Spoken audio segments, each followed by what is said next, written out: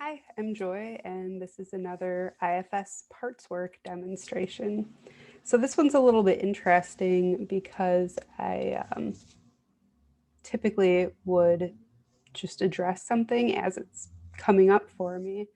And this part actually wanted to wait to talk about it until I got in front of the camera. So it seems like my system is really loving this IFS demonstration thing that I've been doing lately. And I've had people tell me that when they watch the videos that their parts resonate with my parts, and the way I respond to my parts brings some sense of acceptance and peace to their parts. So this could be a good thing. Maybe I'll keep going with it a little bit. But this video in particular is more personal than something that I would typically ever put out there online, even in like a private group on Facebook, much less, just for the whole world to see on YouTube. So this is a little bit interesting, but I'm going to trust my system and just roll with it. So, okay, just a second. So basically, I have been thinking that maybe it's time to raise my prices for the service that I offer. And well, actually, I offer a variety of services, but I'm thinking of changing my business model and pricing structure so that it's essentially just one service that may include other services as well. So I am an astrologer and I do astrology readings. I also teach astrology classes, which is a lot of fun. And then I also do one-to-one sessions with people, and I've been using this model where I do one session at no cost, and then if it feels right to both of us, we could work together. We could talk about what it would look like to work together over a period of time. So for that, there are like a set number of sessions, usually 12, and a set price for that package. And sessions aren't individually available. So you get the first one for free, but then if you want any others, you need to sign up for the package. And I have tried using this business model in the past and it didn't work out very well at the time. I kept attracting clients who had really severe trauma to process and couldn't afford the package. So I was essentially attracting clients based on where I was at the time because I was really financially struggling and I was doing a lot of processing of my own trauma. But it's different now. I'm attracting different types of clients, and I'm finding that the whole thing is just flowing really comfortably, and I'm just taking it easy. I meet with someone and then if it feels right and to both of us, we work together and there's no stress around any of it. I'm just really enjoying it. But now I'm at a point where part of me is getting stressed. And what I'm thinking about doing is I'm kind of mixing two different subjects here. But what I'm thinking about doing is, first of all, raising the price for the package of sessions as one potential thing that I might be doing. And secondly, I might also just stop doing astrology readings and only do the one-to-ones. Well, and I do group sessions too, actually. So there's also that. But that's what I'm thinking of doing. And there's a part of me that has been getting nervous about not only this idea, but both of those ideas, but also the just how easily this is going, like how natural it is to just like get clients and like just make money. Like, I have struggled with money a lot in my life, and this whole like financially thriving and like thriving in business and, really loving what I do and my profession currently as it is. This is all like fairly recent for me. Like I've had a lot of jobs that I really, really, really hated, that were really, really bad for me. And then some were better than others. Some were good in some ways and bad in some ways. But like, this is the first time that I've really just been like taking it easy. Work doesn't even feel like work. I just love it. I can see that I'm making a really big positive impact with the people that I'm working with, and I'm getting lots of wonderful feedback. And the whole thing's just flowing, and I love it. So this part of me is getting nervous, like, oh my goodness, what if I get too successful? Oh boy. So I'm like, obviously curious about that. And I've had parts that have been afraid of a big variety of things related to business and money in the past. And, um, that I've addressed everything that's come up so far. So this is a new thing. And it's this part of me that's saying you can't make much more money than you're making right now, or you're going to lose your health insurance. Ooh. So on the surface, this looks like a pretty simple thing. Like, just explaining, well, if I'm, making, if I'm financially successful and making enough that I no longer qualify for the insurance that I have right now, then I'll get different insurance and it'll be okay. And this part of me is like, no, you don't understand. I need my ADHD medication. Ooh, interesting. So I take medication for ADHD and it's really good for me. In fact, I'm actually going to pull up my app about this. I track my weight, and I've been tracking my weight for years, for over 7 years on this app. And you can see in in my like weight fluctuations exactly when I was taking ADHD medication and when I was not. So when I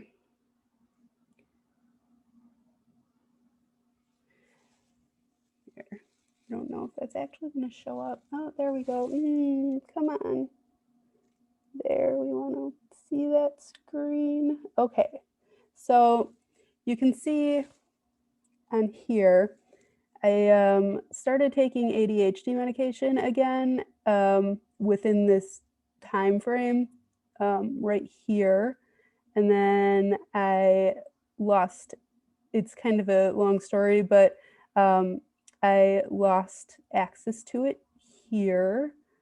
And then I started taking it again at that little spike right there, and it started going down again.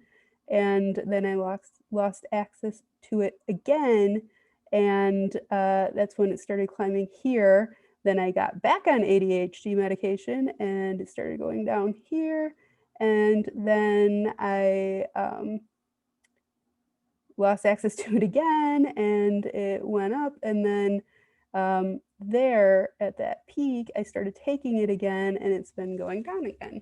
And it's not just my weight, although that is a really noteworthy part of it for me. When I'm taking it, I have a healthy appetite, and my metabolism like works the way I would imagine that a healthy metabolism works. And when I don't take it, I am not satisfied by a healthy amount of food. And at times I would even need to eat so much that I felt sick in order to not feel sick. Low dopamine can be like that for some people. And there's a really big correlation between like ADHD, low dopamine, and obesity. So when it comes to taking ADHD medication, It's really good for my health overall, just weight wise. That's huge. But I also just feel so much better. I'm a lot more productive. Um, I feel right, you know? And then when I don't take it, for the most part, I feel like less good. Like there's a little bit of, well, there's definitely like a feeling of just being kind of lethargic all the time, like not like never being able to kick it into gear. When you're not getting those little dopamine boosts that reward you for accomplishing things, it's really hard to get yourself to do anything, like do dishes, even like take a shower can be hard. Like, oh, it's a challenge. And you know, I've said in the past that when I'm not taking ADHD medication, it feels like I'm like wading through like waist deep mud with every step I take. Like everything I do just feels like so much work. And when I am, I just can I can't say that life has always been great taking it, but it is certainly better in a lot of ways. And for a little while, I thought maybe I could like heal enough that I wouldn't need it anymore, but I was open to the possibility that this is something that, you know, in order to be well, you know, be at my like maximum wellness, I would need to take this for the rest of my life essentially. And I was open to that possibility. And I went into a period of not having access to it with the mindset of like this is going to be better for me potentially, maybe I don't need it anymore. And I definitely found that I did. And then when I was able to, I started taking it again. And then I did the same thing again, and then I did the same thing again. So basically where I'm at now is, I've got a part saying to talk about the head injury. So when I first started taking ADHD medication again after, you know, within the last 7 years, um, I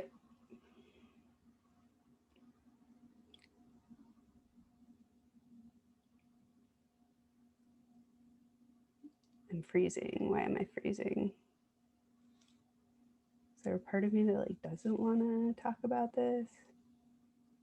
I'm hearing, yeah, it's too personal. All right, so I'm just going to go back to the head injury. Yeah, that's fine. Okay, so I got I was taking ADHD medication a few years ago and doing great, feeling great, loved it, and then I had a head injury, and when that happened, I couldn't work for a little while, and I got on like state assistance insurance, and they didn't want me to take the one that I was taking. They wanted me to like try other things, and there was just this nightmare of a period of time where I was like trying different things, and some of them made me worse. Like Ritalin makes me rage, apparently. It's bad for me.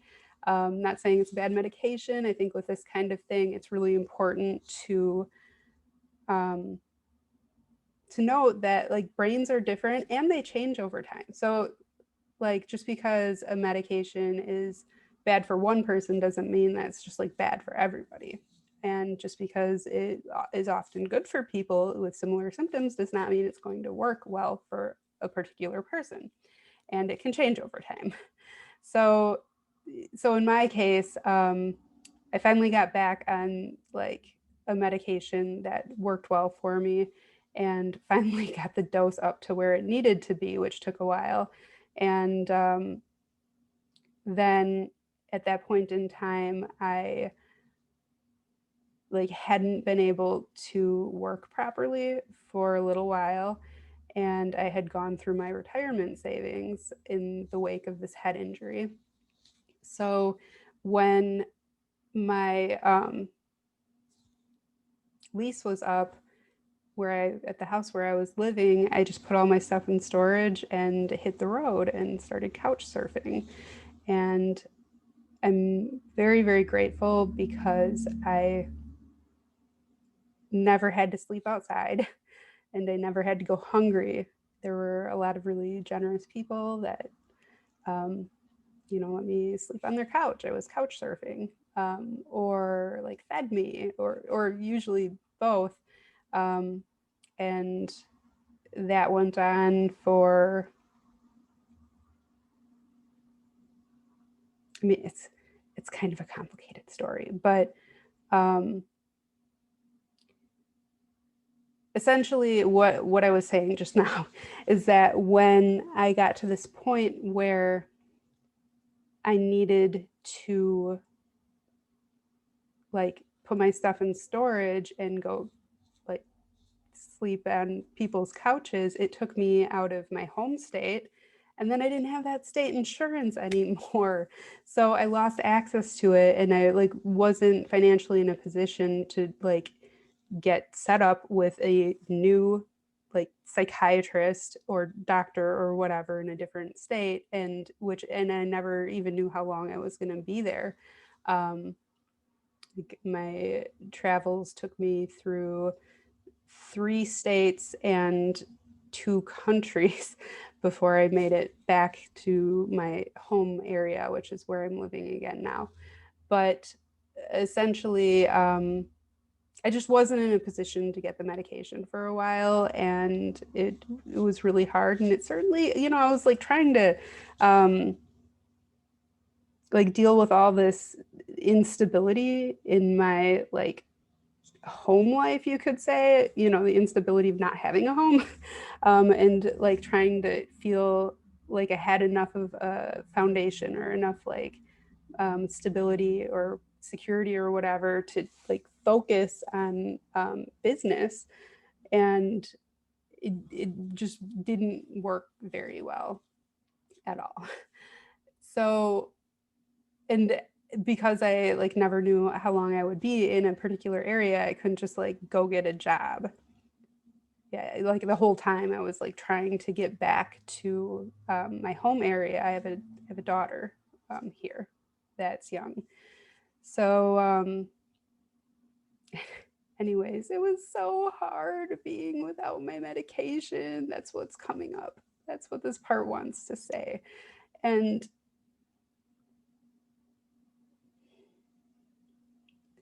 I'm just going to let this part talk. It was so hard. It was awful. I was trying my best to just function and do what I needed to do to be healthy, to like manage my weight effectively, to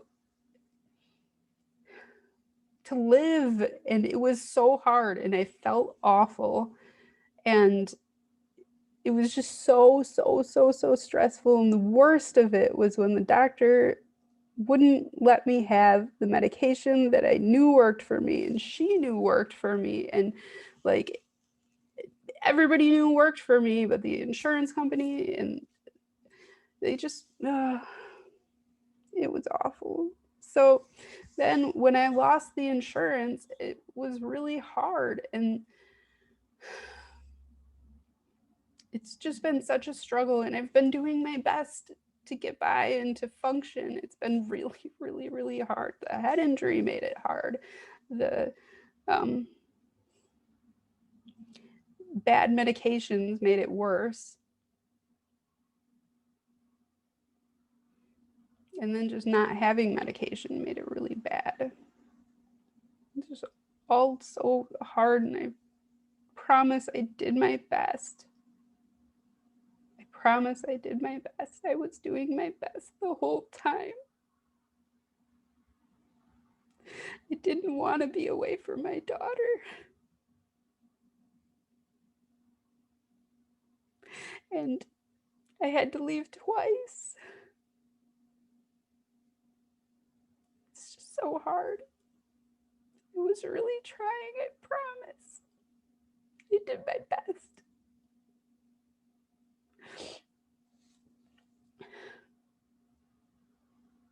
It's just such a struggle to try to function when your brain doesn't work right. It's really hard.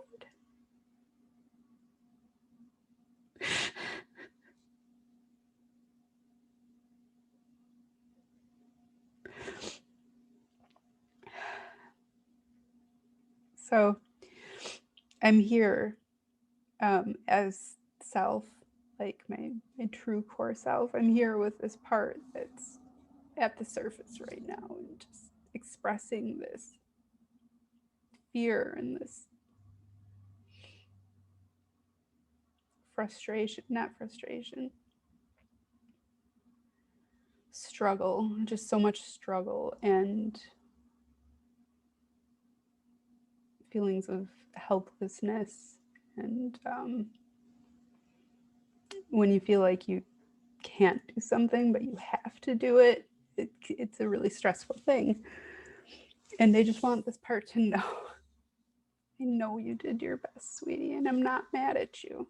Not at all. You did great, really. You really did. This part is feeling warm now.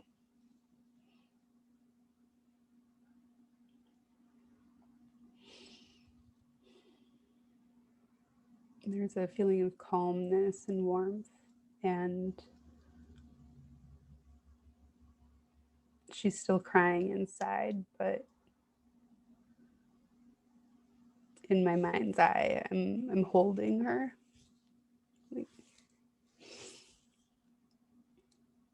And telling her that she did great and she doesn't need to fight anymore. She doesn't need to struggle anymore. She says, okay. You don't need to worry about it, sweetie, really. You're safe now, and it's okay. And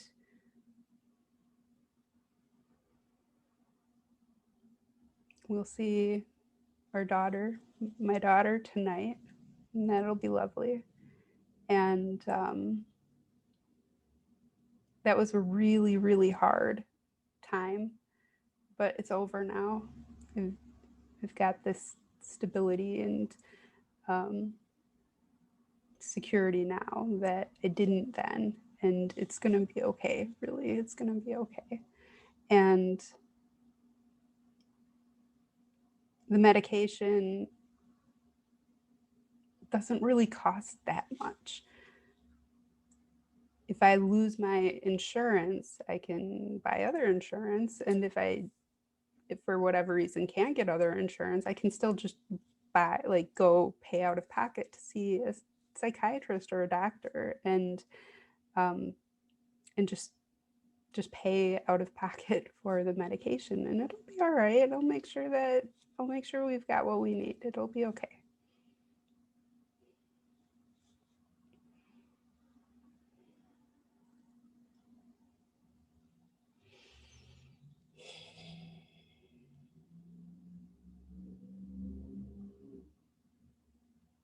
And now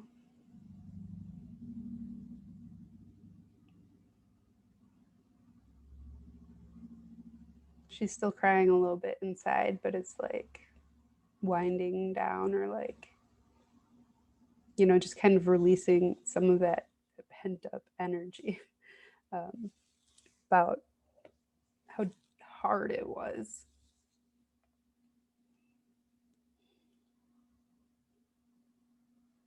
And she's adding more. Even where I lived last, with my boyfriend, it was really hard not having it. I need that dopamine. It's kind of an important thing. And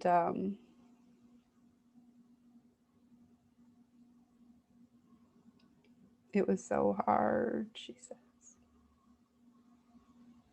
I wanted to be more productive. I wanted to have more energy. I wanted to do more stuff and have big ideas about business and being able to just like accomplish things and just function. I just want to function. I get it. I understand. I will make sure that whatever happens, that this is a priority, that the ADHD medication is something that's a priority, and that will happen.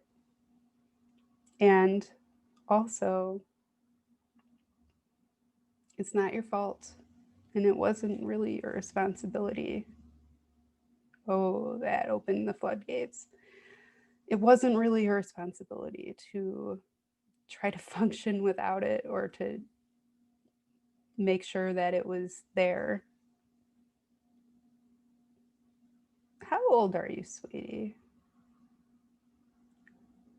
6.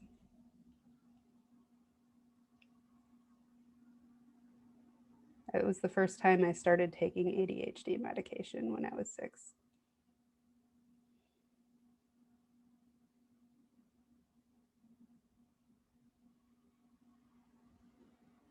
And she says it helped. I don't really remember. Well, I don't really remember much, like feeling much different taking it, but she's saying that it helped a lot. It made school easier, and it made her feel better just in general.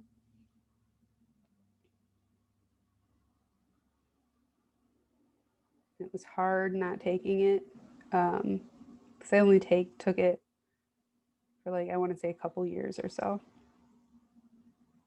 It was hard not taking it as a kid. It was hard not taking it as a teenager. I have taken it most of my adult life, and it's been like different medications at different points, but I have taken ADHD medication for most of my adult life, and sometimes it's still hard, she says, but it's so much easier with dopamine. Yes, I can see that. It's going to be okay, sweetie. I'll take care of you, and I'll take care of this.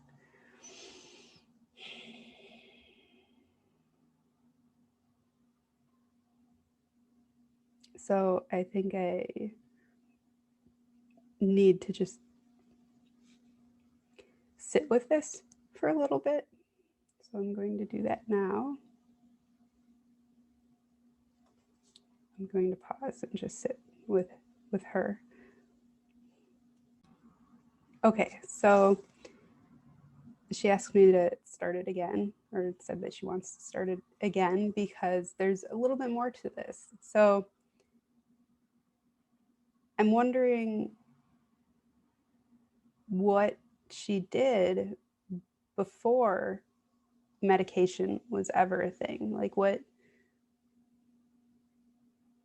happened before that? Like what was she trying to do?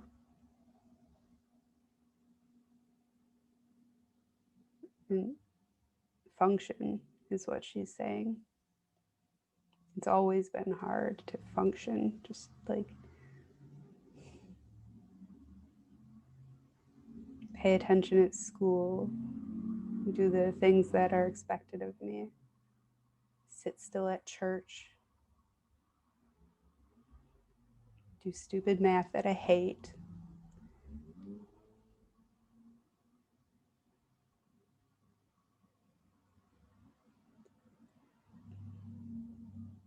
What about before that, though?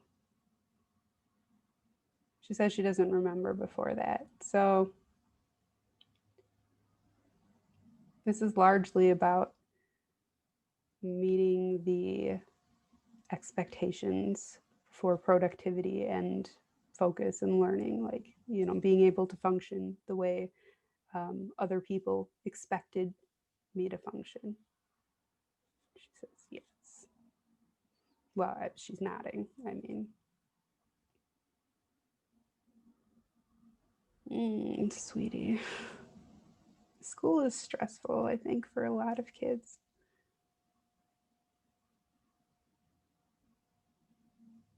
Mm-hmm. Some of them can deal with that stress better than others.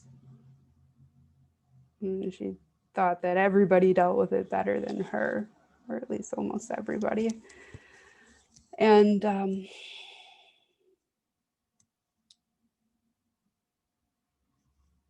school systems are, oh, at least some of them, are getting a bit better, I think, now about, she says no.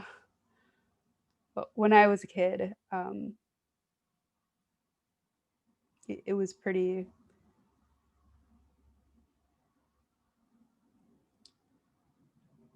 that there, I was diagnosed with ADD when I was in first grade, and I'm 39 years old. This was not a common thing at the time, and I applaud my parents for seeking out a diagnosis and treatment for me, because even kids that struggled, I think, a lot of times didn't get that in the mid 80s. And, they certainly didn't know how to look for autism in girls at the time. That wasn't a thing. And like even in the 90s, like, I mean, even a decade ago, it was still, there was a lot that they didn't know then. I'd say there's a lot that most psychiatrists don't know now on that particular subject, but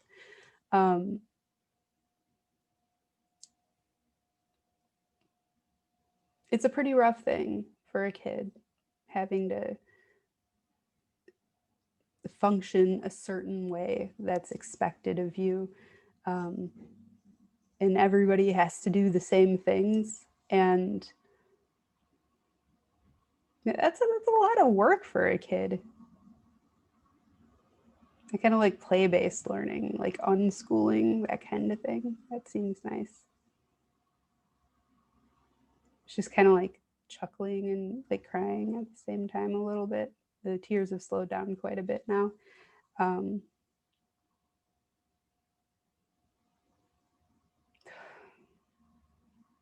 Society has a lot to learn about how we treat people, just in general, but it starts with school.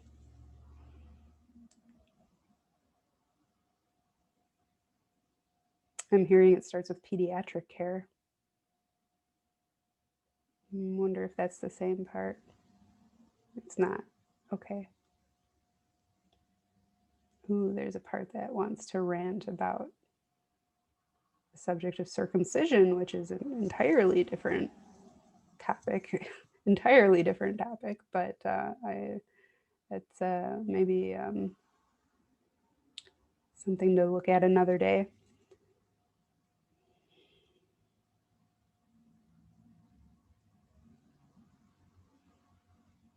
So I'm wondering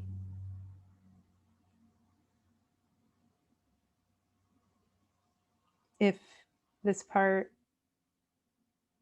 what's her name? Amelia, a little Amelia. Okay. That's cute. I'm writing that down on my list.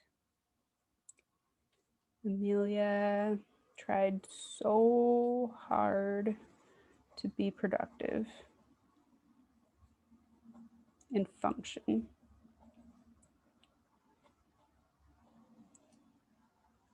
Not just at school, but at home.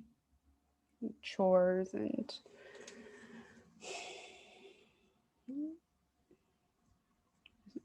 just meeting responsibilities in general. Chores, errands, paperwork. Okay, I'm getting a clearer picture of just how hard this part has been working for all these years. Amelia. You don't need to worry about any of that anymore if you don't want to, sweetie.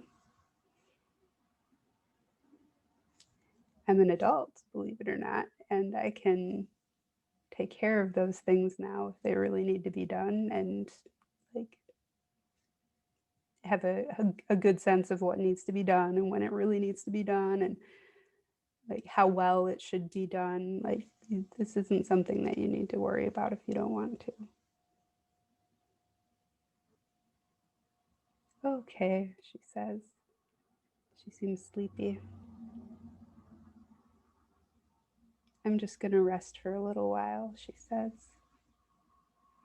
I find that a lot of times when parts release burdens, they do just want to rest for a little while. And then a lot of times they want to do something creative, they want to play, or there's like a new job that they're choosing for themselves, not because they think they need to, but because they actually like want to do it. Like my part from the video about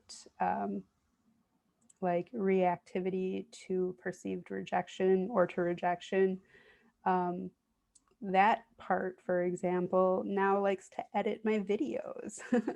And it wasn't even like a conversation that we had, like, what would you rather do? You know, if you don't have to, you know, try to push me out of my relationship anymore, like, you know, what would you rather do instead? She just I just found myself editing a video. Oh wow, this actually like is kind of fun. That's new. And then she told me that, you know, I kind of like doing this. I think I want to do this now. So that's really cool because not doing video editing has been like I've had this channel for years and I've been a lot more active on it lately, but not having any video editing skills or interest for most of that time was um, like definitely a hindrance. But I wasn't going to force it at the same time. So, and now part of me actually enjoys doing it and wants to do it. So cool. She go nuts. Or, you know, ooh, there's a part of me that takes everything literally. Not, not go nuts, but enjoy. You feel free. And she did tell me that she needs help with determining how much editing is really necessary, like how good does it need to be, how perfect does it need to be. There are parts of me that really enjoy being flawed and showing the world that I'm not perfect. So you know, there's a it does need to be moderated to some extent, you know, like there is a such thing as like too much editing and too much focus and making sure the videos are perfect. So so yes, of course I will do that. And her name's Katie. So um so that's an example from, you know, a very recent example of how this can work. I have found that some parts like to just I'm hearing you're talking too much, wrap up the video. Maybe I will. Let me just finish what I was saying though. Some parts immediately want to do like something creative or some kind of play or something like that after an unburdening. But what I find is that a lot of times I just want to rest for a little bit. The alien from last night, still resting. And actually, there was the alien did not end up fully unburdening at the end of the video last night because there was another thing that came up that I didn't want to get into in the video, but that's been released now as well. And yeah, so the alien's resting, and now Amelia is resting, and it's all just beautiful. I just love my inner family so much. That's what I call my parts, my inner family. Whoa. Okay, I'm stopping. Bye.